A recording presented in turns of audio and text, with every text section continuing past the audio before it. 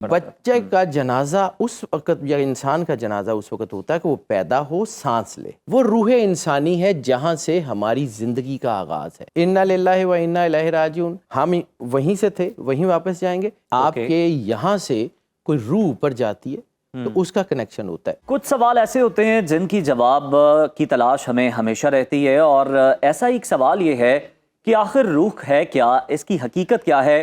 کیا ہم اس کو دیکھ یا محسوس کر سکتے ہیں، یا پھر یہ محض ایک تصور ہے جسے ہم سمجھنے کی کوشش میں لگے رہتے ہیں؟ اور اس سوال کے جواب میں صدیوں سے فلسفی، سائنٹسٹ اور مذہبی رہنما مختلف نظریات پیش کرتے نظر آ رہے ہیں، اور ہر مذہب اور ہر فلسفے سے اس کی جو حقیقت ہے بیان کرنے کی ہر کوئی کوشش کر رہا ہے.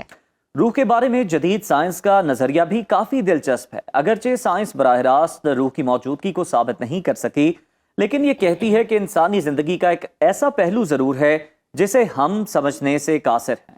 اور آج ہم انہی سوالات کا جواب ڈھونڈنے کی کوشش کریں گے اور اس پر گفتگو کریں گے. اس وقت ہمارے ساتھ اسٹوڈیو میں موجود ہے معروف اسکالر سید حیدر جعفری صاحب. ویلکم ٹو سنو پاکستان. آپ سے جاننا چاہوں گی، پہلے آپ ہمیں بتائیں گے تو صحیح کہ روح کی حقیقت کیا ہے، ساتھ ہی ساتھ میں جاننا چاہوں گی کہ واقعی کیا ہم روح کو محسوس کر سکتے ہیں، اور ہمارے مذہب میں اور مختلف مذاہب میں اس کی حقیقت کیا ہے؟ اوکے بیٹا، اس کے اوپر بات کرتے ہیں. لیکن پہلا جو آپ نے جو سیکنڈ کویشچن کیا نا کہ اس کو ہم محسوس کر سکتے ہیں، تو بیٹا عقل بھی انسان کے پاس ہوتی ہے. اس کے کردار سے، اس کے ڈیڈ سے اس کو محسوس کیا جاتا ہے.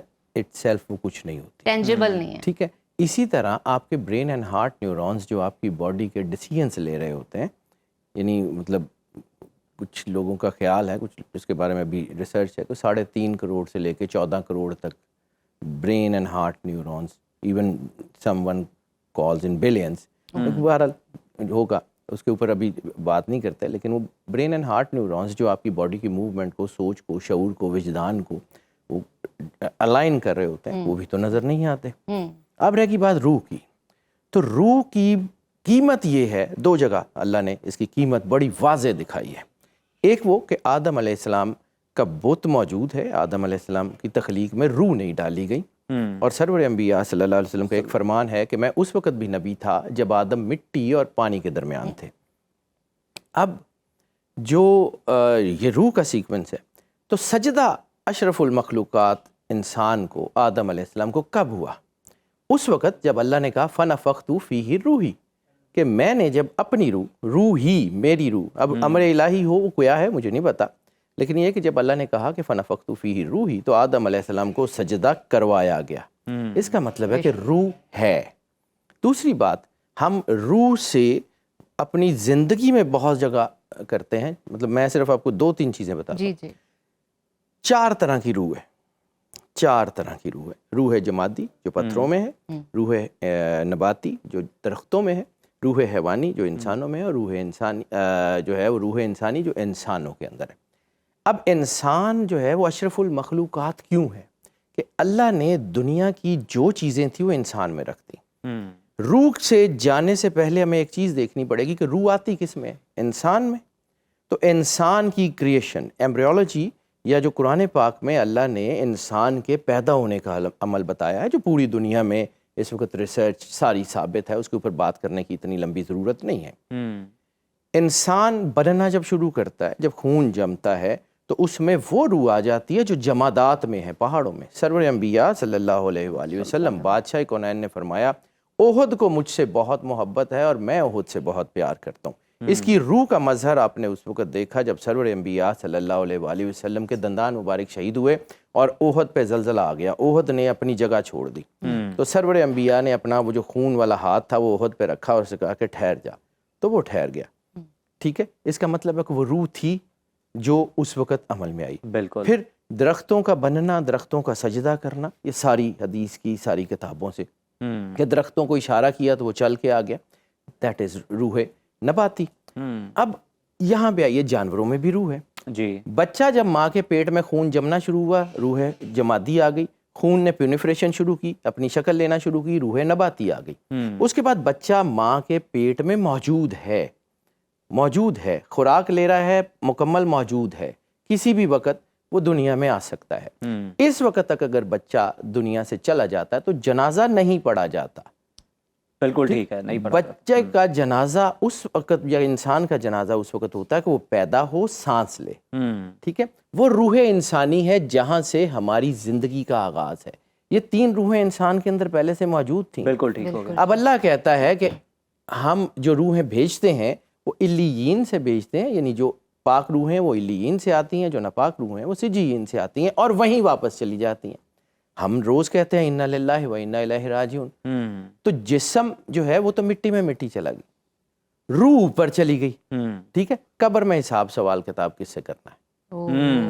ٹھیک بڑا اہم سوال۔ کیا بات ٹھیک ہے۔ ہے؟ اب یہ اس کو سمجھیے، میں نے آپ کو کہا کہ جی وہ 4 روحیں تھیں، روح جمادی، روح نباتی، روح حیوانی، روح انسانی۔ روح انسانی سے آپ کی زندگی کا آغاز ہے۔ روح انسانی آئے گی تو آپ زندہ ہیں، ورنہ اس سے پہلے آپ کی زندگی کاؤنٹ نہیں ہوگی۔ اب یہ اس روح کا معیار ہے۔ اب دنیا کے ہر شخص نے جانا ہے، جو بنا ہے اس نے جانا ہے۔ کائنات کی سب سے خوبصورت حقیقت کا نام موت ہے۔ یعنی کائنات میں عید کا اگر کوئی لمحہ میری زندگی میں اگر ہو سکتا ہے تو وہ ہے جس دن میں نے مالک کو جا کے منہ دکھانا ہے۔ میرے لیے زندگی کا سب سے خوبصورت لمحہ وہ ہوگا وصل کا۔ ظاہر سی بات ہے سر، وہیں سے تو ٹوٹ کے آئے ہیں، وہیں تو واپس جانا ہے، اپنے گھر میں جانا ہے نا۔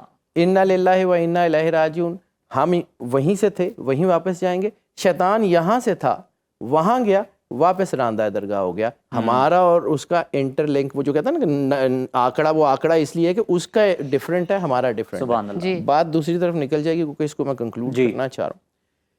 یہ جب انسان کے اندر یہ روح ہوتی ہے تو پھر اگر علیین سے آنے والی روح اوپر چلی گئی اور سجیین سے روح اوپر چلی گئی تو پھر یہاں کوئی نہ کوئی ایسی چیز ٹینجیبل یا نان ٹینجیبل ہونی چاہیے نا۔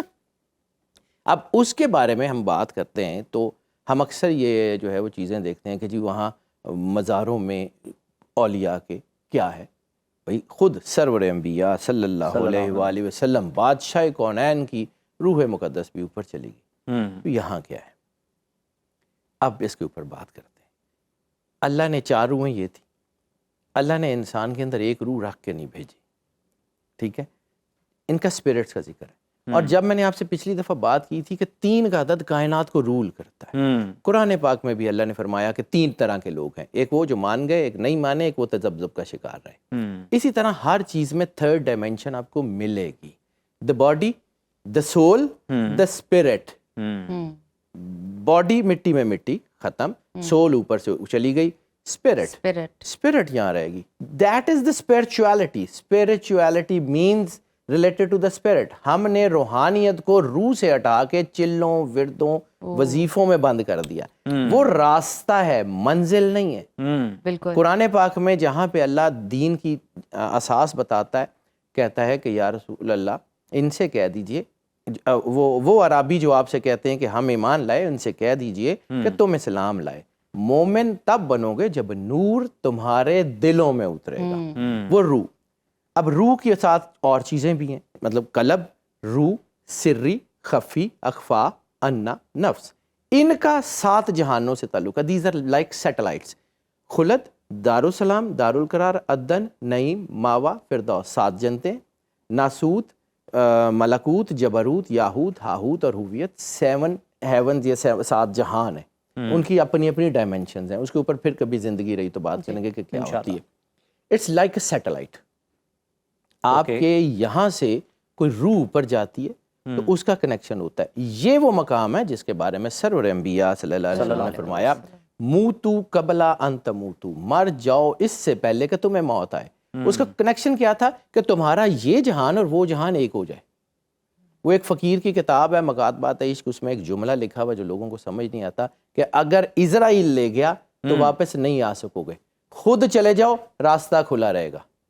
یہ اس کی ڈائمینشن کا ترجمہ ہے جو سرور انبیاء صلی اللہ علیہ وآلہ وسلم نے فرمایا تھا، موتو قبل ان تموتو۔ اچھا جعفری صاحب، دین اسلام کی روشنی میں تو آپ نے بتایا کہ روح کی کیا اہمیت ہے، روح کیا ہے، مختلف مذاہب اس کے بارے میں کیا خیالات رکھتے ہیں، کیا عقائد رکھتے ہیں، فلسفیانہ نظریات کیا ہیں اس کو لے کر؟ اب روح کے بارے میں مختلف فلسفیکل کی بات کرتے ہیں۔ سب سے قریب ترین ہم جو روز دیکھتے ہیں کرسچینٹی، سیکنڈ ان کمانڈ سرور انبیاء صلی اللہ علیہ وآلہ وسلم. اگر رسالت میں آپ خاتم النبیین سرور انبیاء صلی اللہ علیہ وسلم ہے تو سیکنڈ ان کمانڈ نبوت کے حضرت عیسیٰ علیہ السلام سرور انبیاء سے فوراً پہلے. اب عیسیٰ علیہ السلام بائبل میں ایک ذکر ملتا ہے کہ عیسیٰ علیہ السلام روحیں بدروحیں نکالا کرتے تھے. تو there are two types of spirits, ٹھیک ہے, evil spirits and noble spirits. Evil spirits کے بارے میں کہانیاں آپ نے سن لی, مرگٹوں میں ہوتی ہیں, فلاں ہوتی ہیں, لوگوں کو تنگ کرتی ہیں, یہ کرتی ہیں. تو سر اگر ایول اسپرٹس اتنی پاورفل ہیں تو نوبل اسپرٹس کو آپ سمجھتے کیا ہے کہ وہ کیا کر سکتے ہیں؟ زبردست. یہ نوبل اسپرٹس ہیں جو درباروں میں بیٹھ کے لوگوں کی خدمت کرتی ہیں, لوگوں کے اعمال کرتی ہیں. وہ جو موتو قبل ان تموتو کی میں نے بات کی تھی نا, کہ یہ وہ لوگ ہیں جن کے بارے میں سکی سلطان بہو نے کہا کہ ان کا نامہ اعمال ان کے دنیا سے جانے کے بعد بھی بند نہیں ہوتا. کیا بات, بہت. اس کی ایک اور مثال یہ ملتی ہے کہ سرور انبیاء صلی اللہ علیہ وسلم معراج پہ جا رہے تھے تو آپ نے دیکھا موسیٰ علیہ السلام اپنی قبر میں عبادت کر رہے ہیں.